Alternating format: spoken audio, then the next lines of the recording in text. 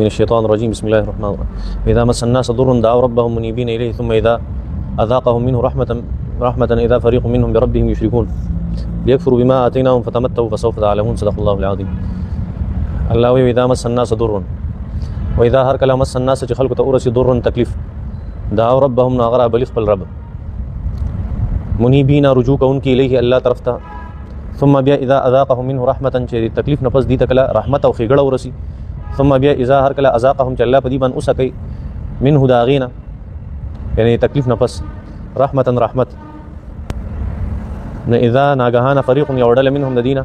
بربهم يشركون د خپل رب سره شریک جوړ کی دا یو حالت ته د کافرو چې الله جل شانو هغه ذکر کوي. هغه حالت دا دی چې د کله دی باندې تکلیف راشي بیا الله ته आवाज کوي، چې کله راحت ای پی بیا خپل مستی کوي، زړه سغواړي بیا هغه کوي. دا د کافر یو حالت چې الله جل شانو ذکر کوي. ورسته یو دویم حالت هغه ذکر کوي. دلته تاسو ته ما ویلو چې دا د حالاتو په شکل کې مثال ورکوي الله جل شانو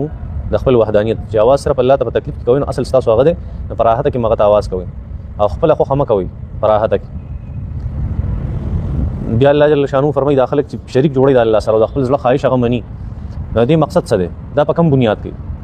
دوه بنیاد کې دي شي، دوه خبرې کې دي شي. یا دا چې دې سره دلیل په دې لګیا دي چې هغه دلیل خبرې کوي، دې سره دلیل په دلیل دغه په بنیاد لګیا دي او دلیل خبرې کوي.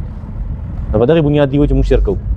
او کدا نه نو بیا دویم آپشن پاتې کیږي چې د الله سره قصد او عزت کړی دی چې موږ ستانه فرمانی کوو، ستانه ناشکری وکړو، کفر وکړو، شرک وکړو.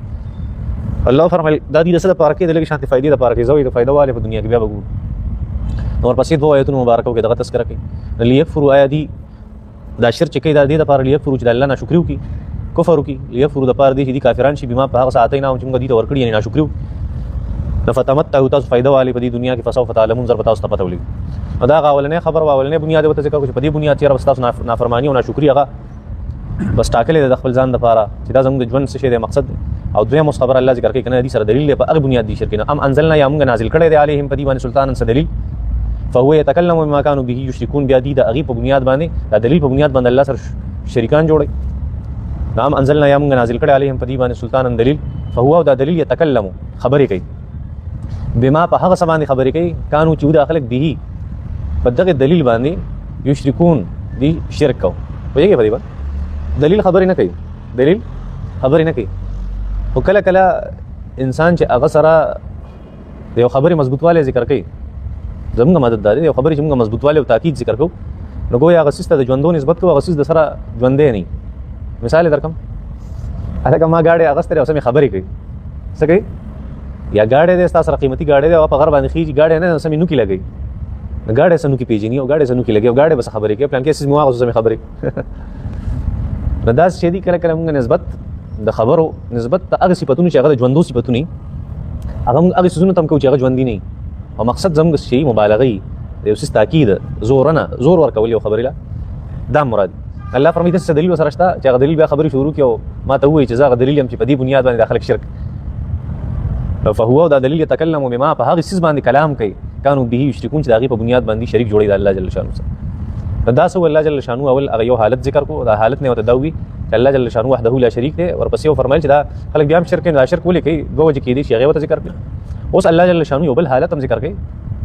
څه ذکر کوي یو بل حالت دا هغه حالت نه ودا استدلال کوي چې الله جل شانو وحده لا شریک نو بل حالت څه شی دی وایي ازقنا الناس رحمتا فرحوا بها وإذا هر کله ازقنا چې موږ اوسکو الناس خلق ته رحمت فرحوا بها دي باغي باندې حد زیات خوشاله شي ګوره.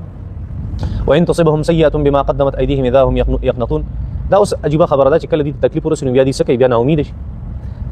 نو څه قسم خلک چې اغي مشرک ټایپ خلک دي ناغي خود څه کوي چې هغه مخکینه حالت ده او څه خلک یا منافقان دي او یا داسې دي چې يهوديان عیسایان دي یا په مسلمانانو کې کچا خلک دي کمزوري خلک دي. دا غي الله جل شانو مثال بیانې چې دا غي یو کردار دا چې موږ سره خېګړه وکړو دي خوشحالي او چې خېګړه وسره نه کو بیا وځي نه منو یار وایي په دې